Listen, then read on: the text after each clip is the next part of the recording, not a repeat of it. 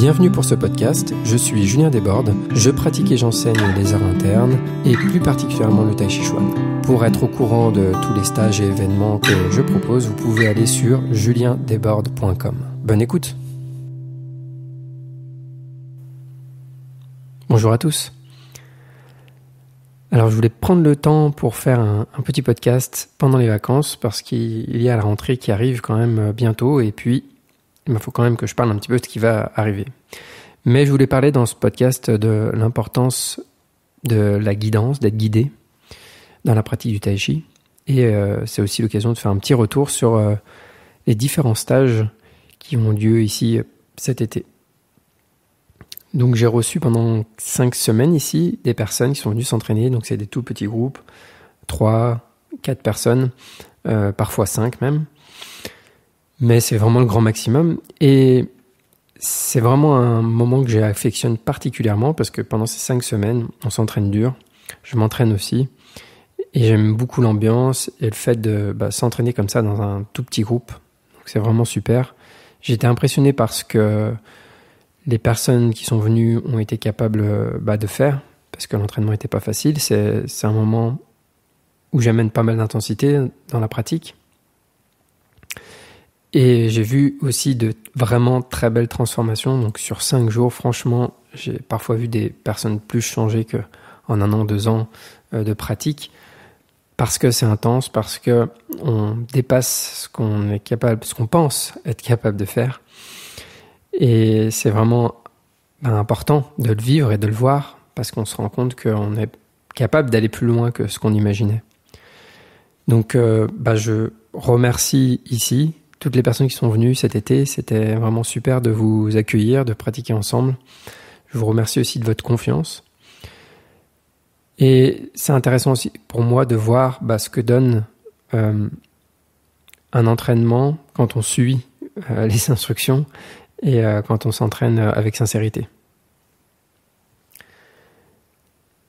Pas mal de choses sont venues pendant ces 5 semaines.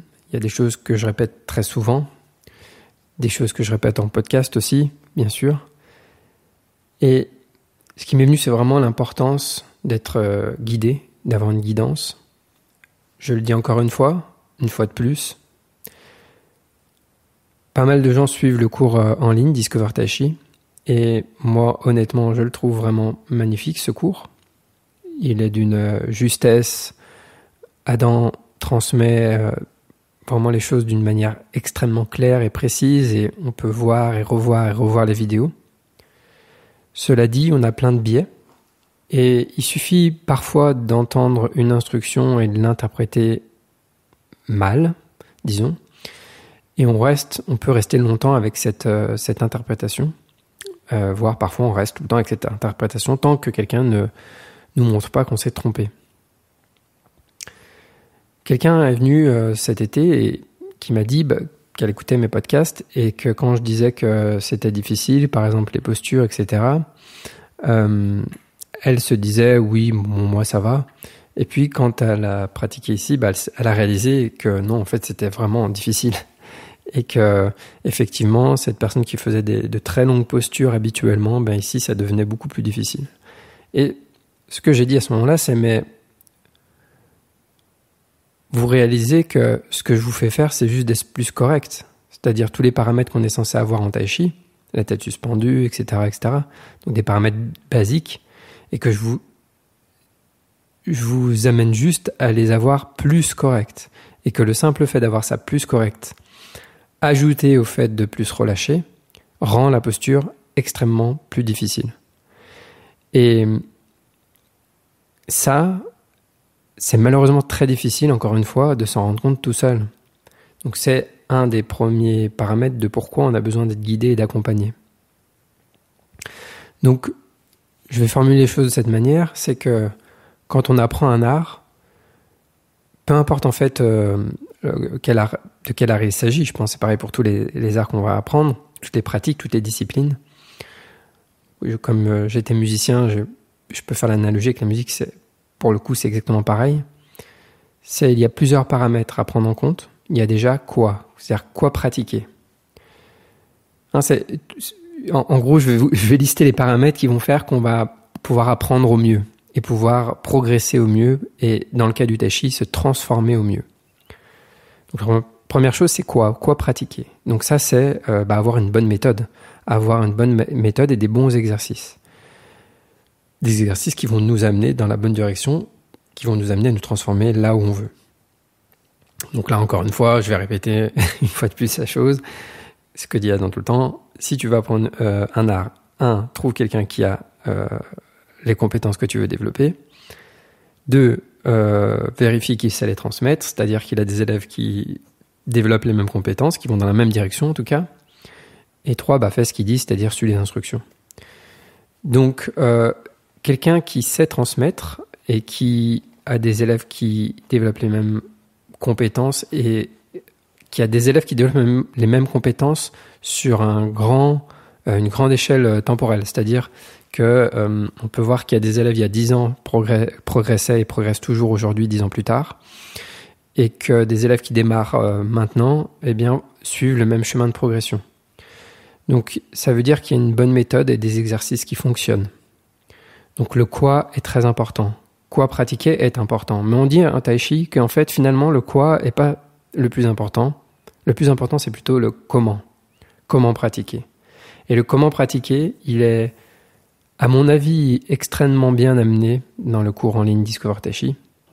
Mais on le capte vraiment quand on suit un stage, un workshop, peu importe un cours privé, mais qu'on côtoie un élève avancé dans le système, qui va nous amener un peu plus de ce comment. Le comment pratiquer est extrêmement important. Le même exercice, selon comment on le fait, peut donner des choses complètement différentes. Et c'est pour ça qu'il peut y avoir beaucoup de confusion, parce que quand des personnes commencent un nouveau système, comme par exemple des personnes qui vont pratiquer longtemps dans un autre système et qui vont venir pratiquer à schéma par exemple, vont voir des exercices et vont penser que c'est le même que ce qu'ils connaissaient déjà, mais sauf que le comment est différent. Et ça peut leur échapper un moment, parce que ça peut prendre du temps pour réaliser ça et le comprendre vraiment. Le comment est extrêmement important. Et ce comment-là, à mon avis, il est très difficile, voire impossible à capter juste avec les vidéos.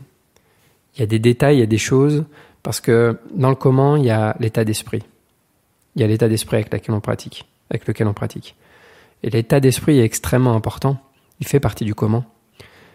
Et ça peut pas être transmis juste avec des mots, ça peut pas être transmis dans un livre, par exemple. Je peux pas détailler un exercice dans un livre et il y aura pas cet aspect-là. Il va manquer un aspect. Et de tous les livres que j'ai pu lire, cet aspect, je l'ai jamais eu, en fait. C'est normal. Puisque ça ne peut pas se transmettre dans un livre. Donc, il y a le quoi, il y a l'exercice et il y a le comment. C'est-à-dire que si j'ai un mauvais exercice à la base, ça va être compliqué. Maintenant, si j'ai un bon exercice mais que j'ai pas le bon comment, ça va pas m'amener au même endroit. Ensuite, il y a le par qui. C'est-à-dire que le comment, bien sûr, il est dépendant de la personne qui nous enseigne. Donc, le plus la personne qui m'enseigne à développer les compétences et le caractère qui est celui vers lequel on veut aller, le plus ça va être pertinent. Le qui va être même au bout d'un moment peut-être plus important encore, parce qu'en fait le comment dépend du qui.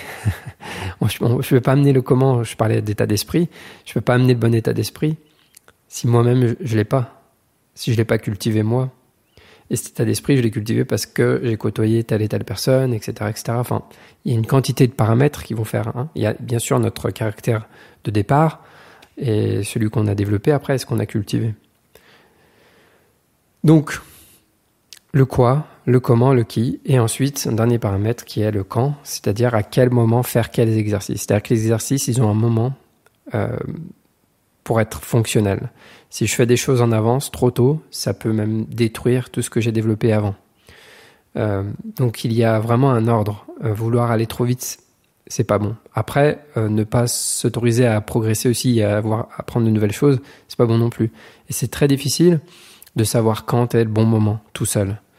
Donc encore une fois, on a besoin de quelqu'un d'extérieur qui nous guide et qui nous dit quand c'est le bon moment pour faire telle ou telle chose. C'est encore mieux.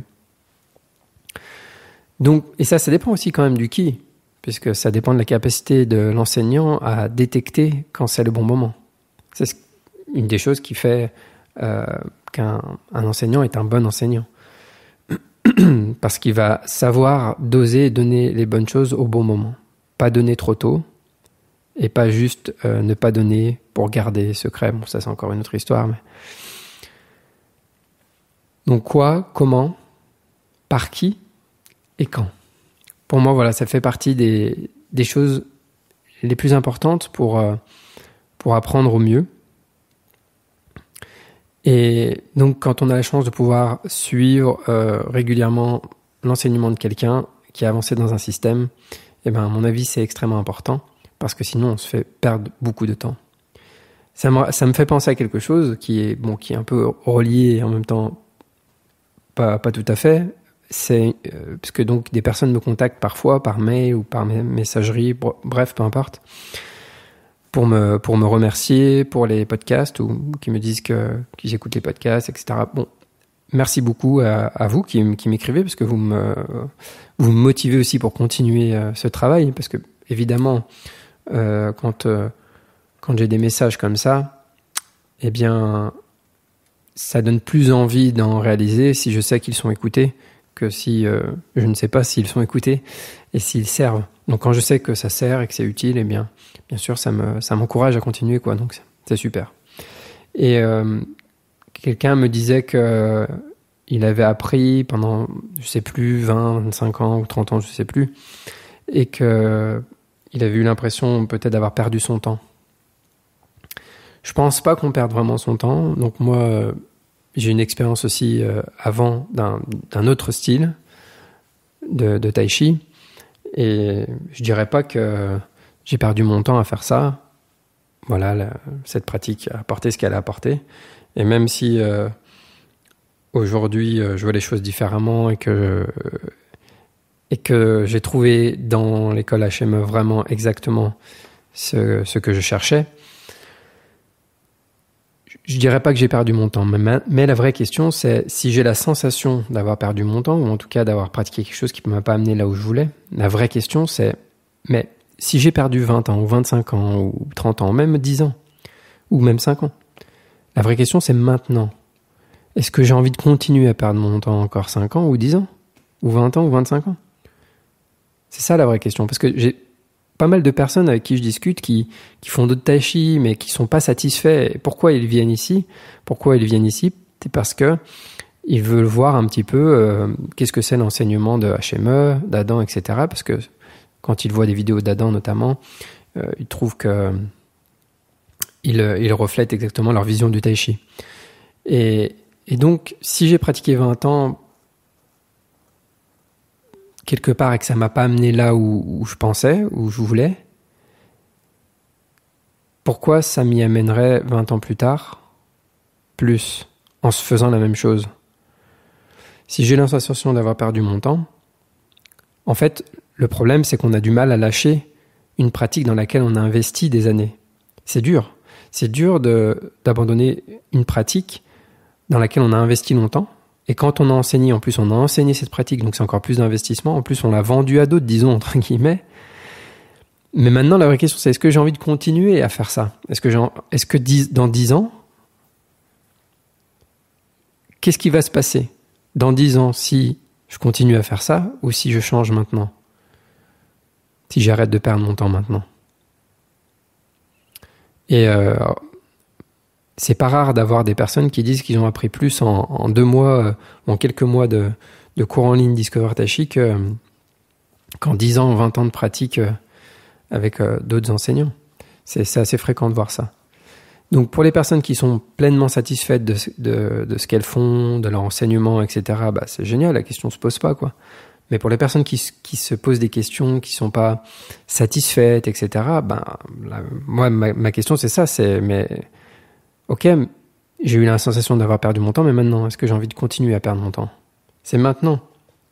Car comme dirait Gandalf, ce qui est important, c'est quoi faire du temps qui nous est imparti.